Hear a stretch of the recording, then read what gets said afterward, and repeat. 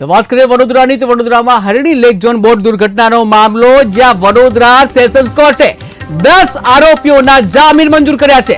ત્યારે આરોપી વિનીત કોટિયા ગોપાલ શાહના જામીન મંજૂર, જ્યાં 10 આરોપીઓના જામીન કોર્ટે મંજૂર કર્યા। ત્યારે કોર્ટે આરોપી નિલેશ જૈનના જામીન નામંજૂર કર્યા।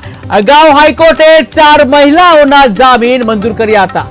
તો મહત્વપૂર્ણ સમાચાર સામે આવી રહ્યા છે વડોદરાથી કે જ્યાં હરણી બોટ દુર્ઘટનાનો મામલો, ત્યારે આ મામલે વડોદરા સેશન્સ કોર્ટે 10 આરોપીઓના જામીન મંજૂર કર્યા છે। ત્યારે આરોપી વિનીત કોટિયા ગોપાલ શાહના જામીન મંજૂર કરવામાં આવ્યા છે।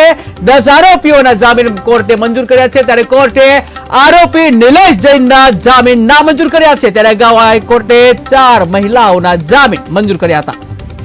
મને જ્યાંથી માહિતી મળી છે આજે કે 9 લોકોની જામીન અરજીનો હુકમ હતો, એમાં કંઈ એક નામંજૂર થઈ છે, બાકીનાની મંજૂર થયેલી છે।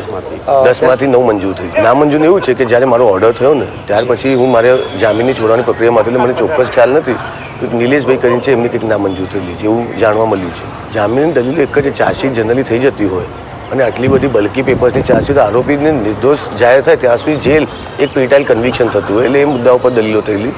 સાથે સાથે નિષ્કાળજી કે છે એ પણ ટ્રાયલ વખતે હવે નક્કી થાય, ત્યાં ટ્રાયલના અંત સુધી આરોપીને જેલમાં રાખવું તે ન્યાયોચિત નથી, એ બધા મુદ્દાઓ પર